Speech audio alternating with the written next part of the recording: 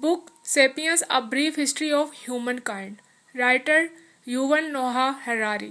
Part 1: The Cognitive Revolution. A human handprint made about 30,000 years ago on the wall of Chouet Pondac cave in southern France. Somebody tried to say I was here. Chapter number 1: An animal of no significance. About 13.5 billion years ago, matter, energy, time, and space came into being in what is known as the Big Bang. The story of these fundamental features of our universe is called physics. About 300,000 years after their appearance, matter and energy started to coalesce into a complex structure called atom, which then combined into molecules. The story of atoms, molecules, and their interaction is called chemistry.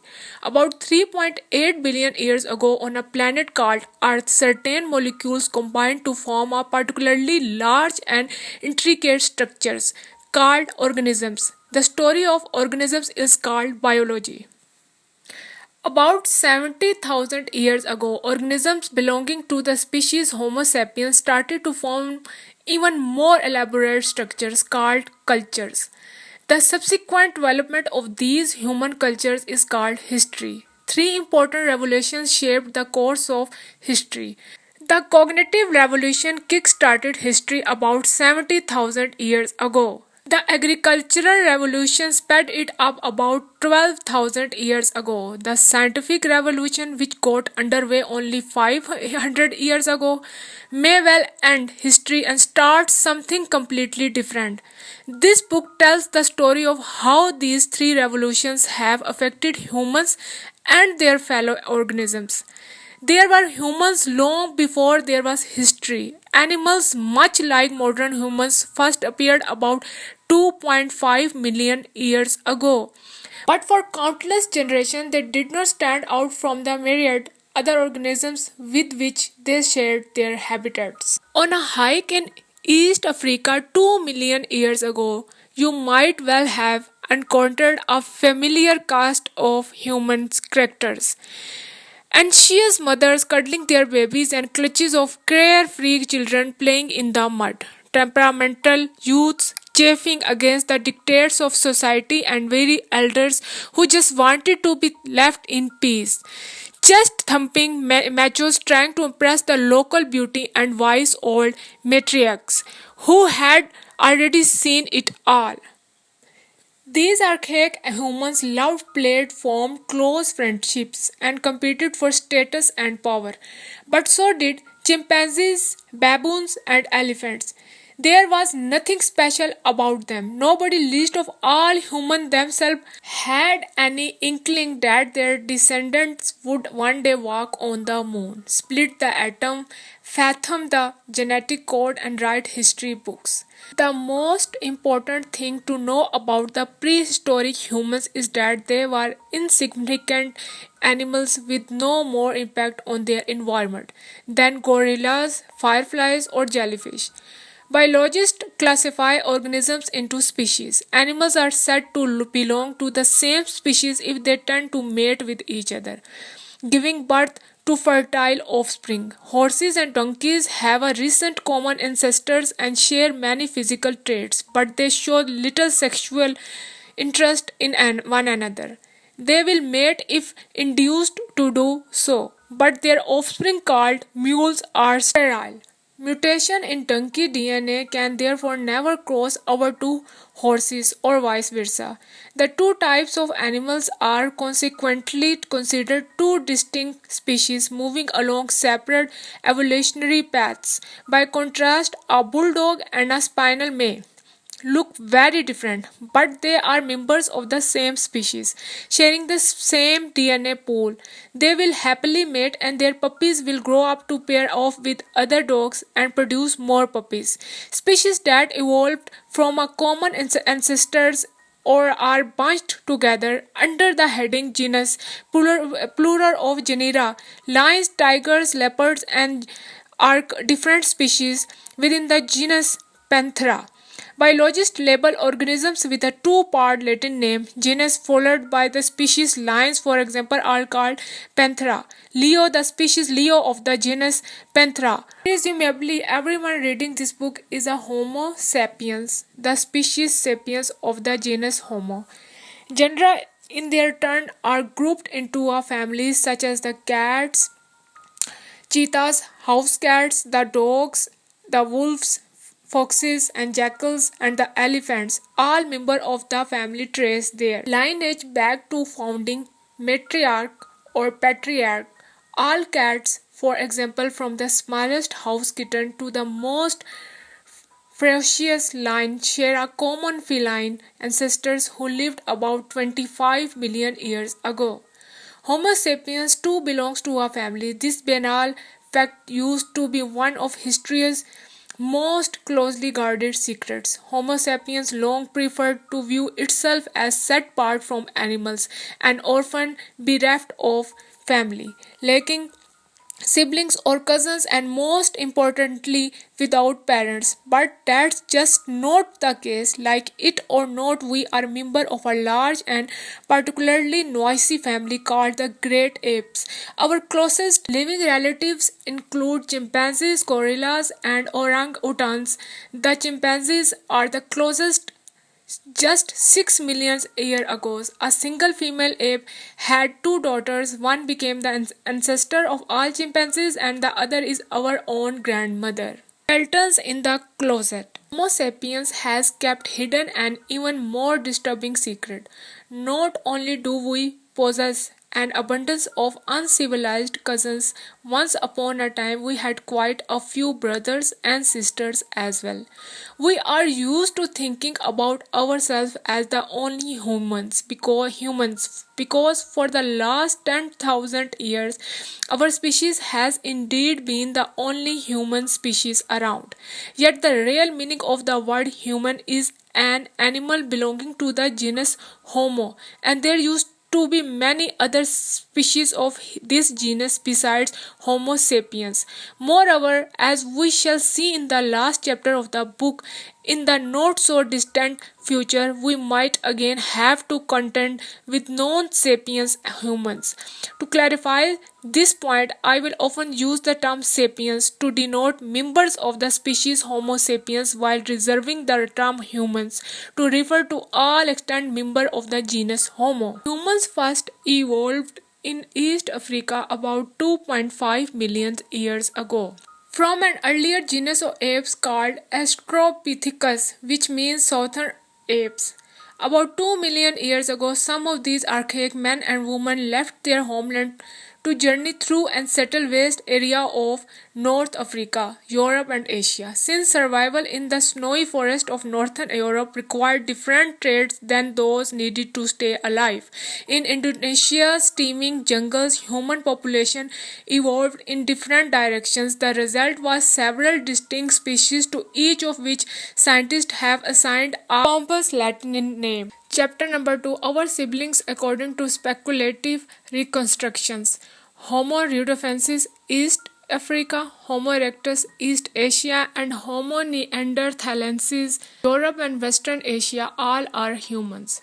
Humans in Europe and Western Asia evolved into a Homo neanderthalensis, man from the Neander Valley, popularly referred to simply as Neanderthals.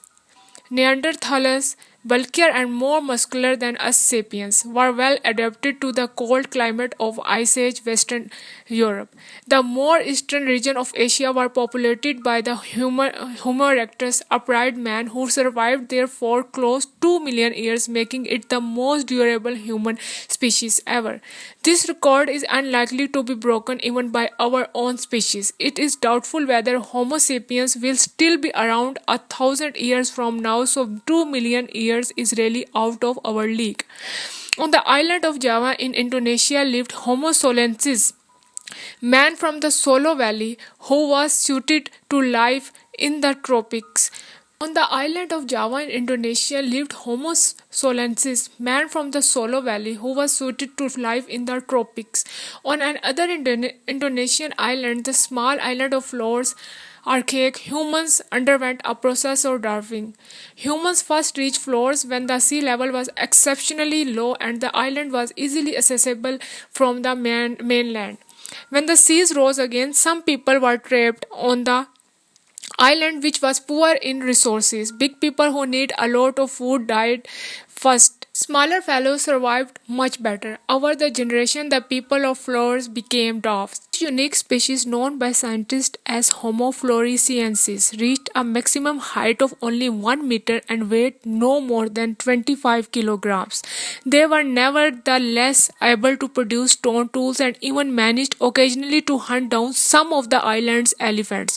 Thought to be fair, the elephants were a dwarf species as well. 2010, another lost sibling was rescued from oblivion when scientists excavating the Denisova cave in Siberia discovered a fossilized finger bone. Genetic analysis proved that the finger belonged to a previously unknown human species which was named Homo denisova.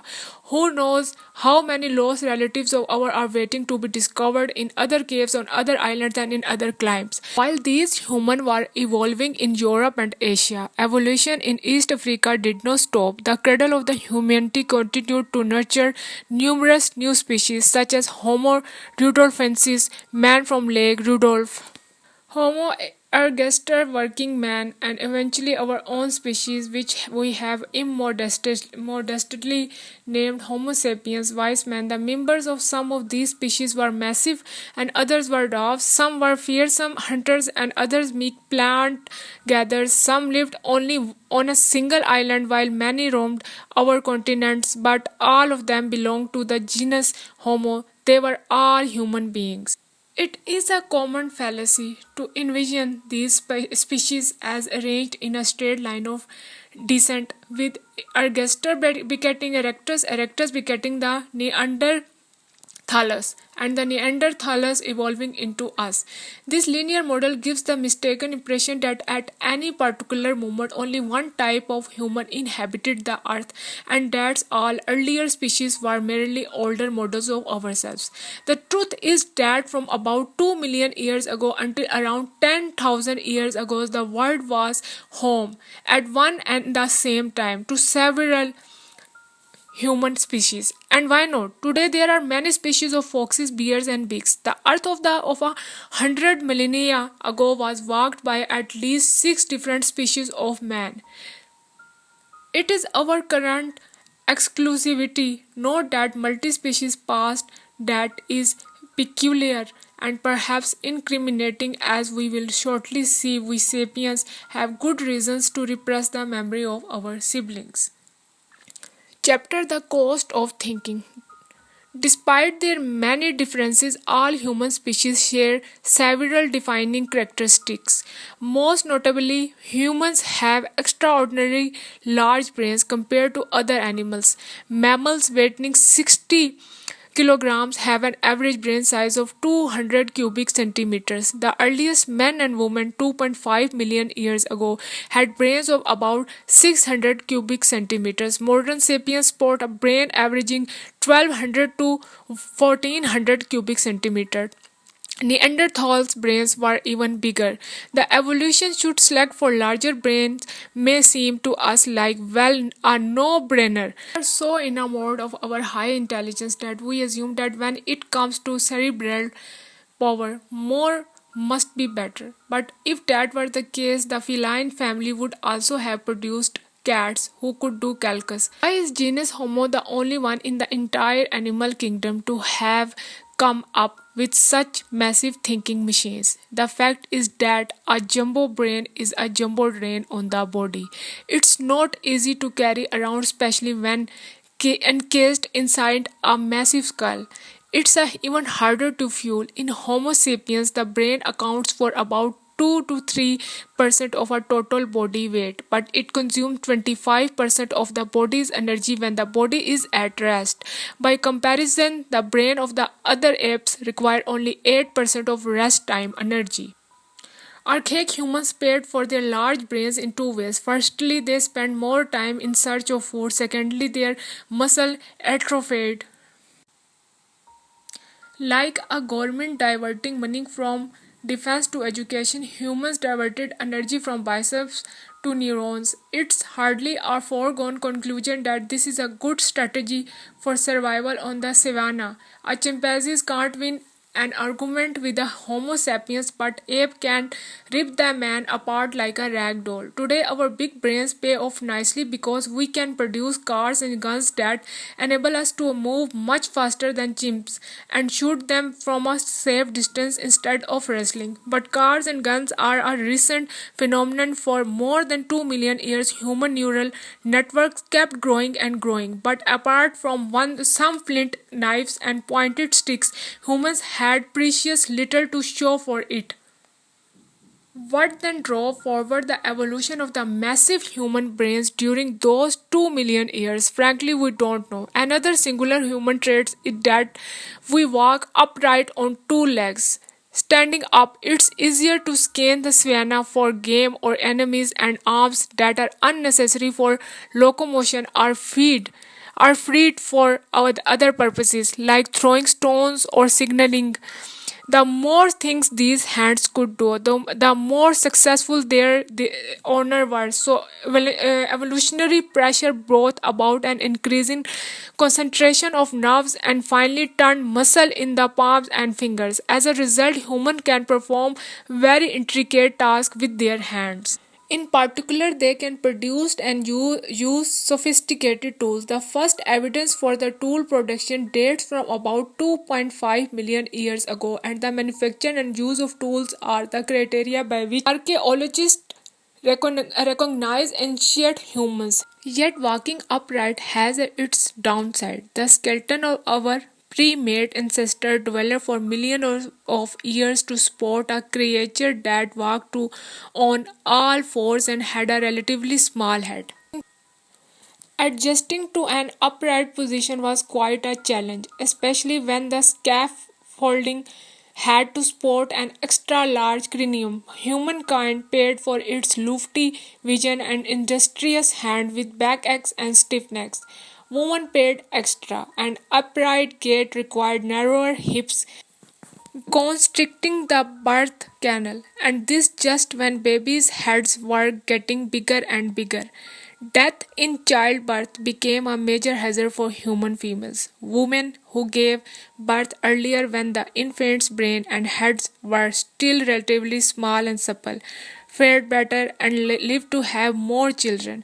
Natural selection consequently favored earlier birth, and indeed, compared to other animals, humans are born prematurely when many of their vital systems are still underdeveloped. Cold can trot shortly after birth. A kitten leaves its mother to forage on its own when it is just a few weeks old. Human babies are helpless, dependent for many years on their elders for sustenance, protection, and education. This fact has contributed greatly both to humankind's extraordinary social abilities and to its unique social problems.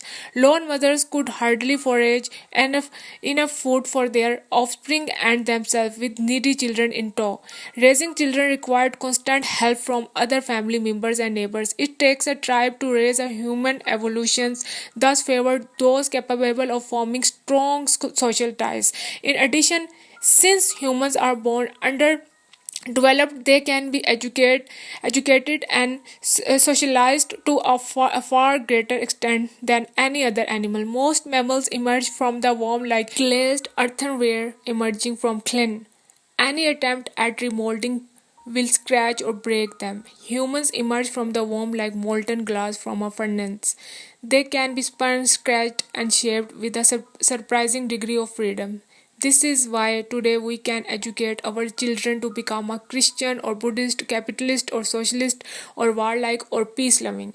We assume that a large brain, the use of tools, superior learning abilities, and complex social structures are huge advantages. It seems self-evident that these have made humankind the most powerful animal on the earth. But humans enjoyed all of these advantages for a full 2 million years, during which they remained weak and marginal creatures. Thus, humans who lived a million years ago, despite their big brains and sharp stone tools, developed in constant fear of predators, rarely hunted large game, and subsisted mainly by gathering plants, scooping up insects, stalking small animals, and eating the carrion left behind by other more powerful carnivores. One of the most common uses of early stone tools was to crack open bones in order to get to the marrow. Researchers believe this was our original niche, just as woodpeckers specialize in extracting insects from the trunks of trees. The first humans specialized in extracting marrow from bones. Why marrow? Well, suppose you observe a pride of lion take down and devour a giraffe. You wait patiently until they are done, but it is still not your turn because first the hyenas and jackals, and you don't dare interfere with them. Scavenge the leftovers. Only then would you and your band dare approach the carcass, look cautiously left and right, and dig into a edible tissue that remained.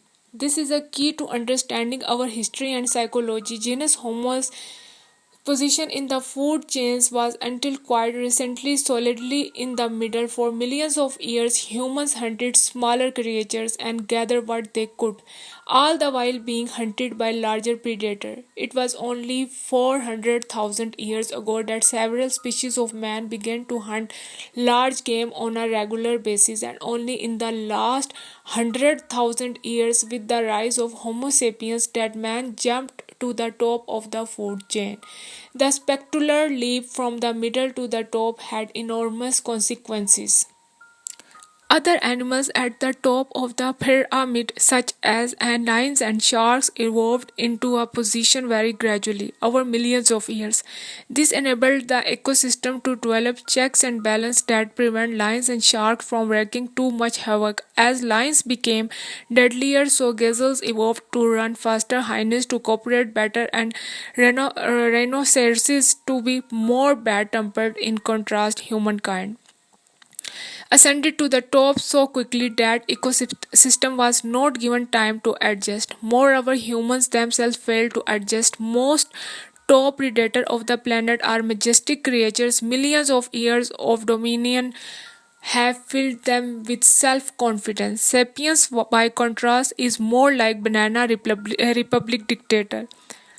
Having so recently been one of the underdogs of the savannah, we are full of fears and anxieties over our position, which makes us doubly cruel and dangerous. Many historical calamities, from deadly wars to ecological catastrophes, have resulted from this our hasty jump.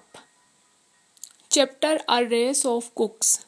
A significant step on the way to the top was the domestication of fire. Some human species may have made occasional use of fire as early as 800,000 years ago. By about 300,000 years ago, Homo erectus, Neanderthals, and the forefathers of Homo sapiens were using fire on a daily basis. Humans now had a dependable source of light and warmth and a deadly weapons against prowling lions. Not long afterwards, humans may even have started deliberately to torch their neighborhoods. A carefully managed fire could turn impassable barren thickened into a prime grassland teeming with game. In addition, once the fire died down, Stone Age entrepreneurs could walk through the smoking remains and harvest charcoal, animals, nuts, and tubers. But the best thing fire did was cook. Foods that humans cannot digest in their natural forms, such as wheat, rice, and potatoes, became staples of our diet thanks to cooking. Fire not only changed food's chemistry, it changed the biology as well. Cooking killed germs and parasites that infested food. Humans also had a far easier time chewing and digesting old favorites such as fruit, nuts, insects, and carrion if they were cooked. Whereas chimpanzees spend 5 hours a day chewing raw food, a single horse suffices for people eating cooked food. The advent of cooking enabled humans to eat more kinds of food, to devote less time to eating, and to make do with smaller teeth and shorter intestines. Some scholars believe there is a direct link between the advent of cooking, the shortening of the human intestinal tract, and the growth of human brain. Since long intestines and large brains are both massive energy consumers, it's hard to have both. By shortening the intestines and decreasing their energy consumption, cooking inadvertently opened the way to the jumbo brains of Neanderthalers and sapiens. Fire also opened the first significant gulf between man and the other animals. The power of almost all animals depend on their bodies, the strength of their muscles, the size of their teeth, the breadth of their wings, though they may harness winds and currents. They are unable to control these natural forces and are always constrained by their physical design. Eagles, for example, identify thermal columns rising from the ground, spread their giant wing, and allow the hot air to lift them upwards. Yet, eagles cannot control the location of the columns, and their maximum carrying capacity is strictly proportional to their wingspan. When humans domesticated fire, they gained control of an obedient and potentially limitless force. Unlike eagles, humans could choose when and where to ignite a flame, and they were able to exploit fire for any number of tasks. Most importantly, the power of fire was not limited by the form, structure, or strength of the human body. A single woman with a flint or a fire stick could burn down an entire forest in a matter of hours. The, the, the, the, the domestication of the fire was a sign of things to come. Chapter Our Brothers Keepers. Despite the benefits of fire, 150,000 years ago, humans were still marginal creatures. They could now scare away and lions, warm themselves during cold nights, and burn down the occasional forest. Yet, counting all species together, there were still no more than perhaps a million humans living between the Indonesian archipelago and the Iberian Peninsula, a merry blip on the ecological radar. Our own species, Homo sapiens, were already present on the world stage, but so far it was just minding its own business in a corner of Africa. We don't know exactly where and when animals that can be classified as Homo sapiens first evolved from some earlier type of humans, but most scientists agree that by 150,000 years ago, East Africa was populated by sapiens that looked just like us. If one of them turned up in a modern morgue, the local pathologist would notice nothing peculiar. Thanks to the blessing of fire, they had smaller teeth and jaws than their ancestors, whereas they had massive brains equal in size to ours. Scientists also agree that about 70,000 years ago, sapiens from East Africa spread into the Arabian Peninsula, and from there they quickly overran the entire Eurasian landmass. When Homo sapiens landed in Arabia, most of Eurasia was already settled by other humans. What happened to them? There are two conflicting theories. The interbreeding theory tells a story of attraction, sex, and mingling as the African immigrants spread around the world. They bred with other humans population, and people today are the outcome of this interbreeding. For example, when sapiens reached the Middle East and Europe, they encountered the Neanderthalers. These humans were more muscular than sapiens, had larger brains, and were better adapted to cold climates. They used tools and fire, were good hunters, and apparently took care of their sick and infirm. Neanderthalers are often depicted in caricatures as the archetypical British and stupid cave people, but recent evidence has changed their image. According to the interbreeding theory, when sapiens spread into a Neanderthalers land, sapiens bred with Neanderthalers until the two populations merged. If this is if this is the case, then today's Eurasians are not pure sapiens. They are mixture of sapiens and Neanderthalers. Similarly, when the sapiens reached East Asia, they interbred with the local erectus. So the Chinese and Koreans are mixture of sapiens and erectus. The opposing view called the replacement theory tells a very different story. One of incompatibility, revulsion, and perhaps even genocide. According to this theory, sapiens and other humans had different anatomies and most likely different mating habits and even body odd hours. They would have had little sexual interest in one another, and even if a Neanderthalers Romeo and a sapiens Juliet fell in love, they could not produce fertile children because the genetic gulf separating the two populations was already unbridgeable. The two populations remained completely distinct, and when the Neanderthalers died out or were killed off, their genes died with them. According to this view, sapiens replaced all the previous human populations without merging with them. If that is the case, the line edges of all contemporary humans can be traced back exclusively to East Africa 70,000 years ago. We are all pure sapiens. A lot hinges on this debate. From an evolutionary perspective, 70,000 years is a relatively short interval. If the replacement theory is correct, all living humans have roughly the same genetic baggage, and racial distinctions among them are negligible. But if the interbreeding theory is right, there might well be a genetic differences between Africans, Europeans, and Asians that go back hundreds of thousands of years. This is political dynamite which could provide material for explosive racial theories. In recent decades, the replacement theory has been the common wisdom in the field. It had firmer archaeological backing and was more politically correct.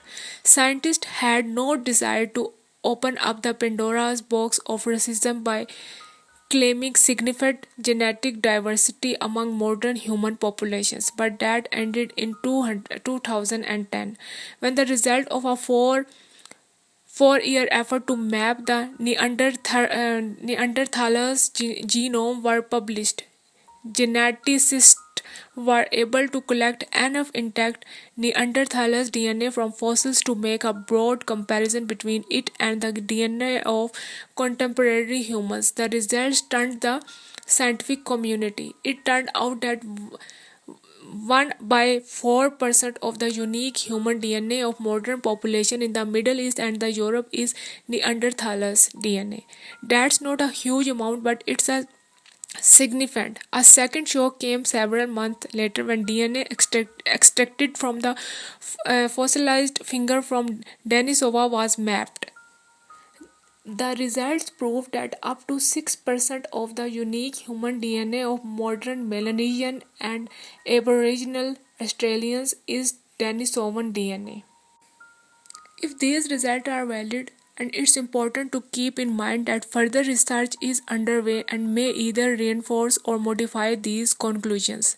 The interbreeders got at least some things right, but that does not mean that the replacement theory is completely wrong. Since Neanderthalers and Denisovans contributed only a small amount of DNA to our present genome, it is impossible to speak of a merger between sapiens and other human species. Although differences between them were not large enough to completely prevent fertile intercourse, they were sufficient to make such contact very rare.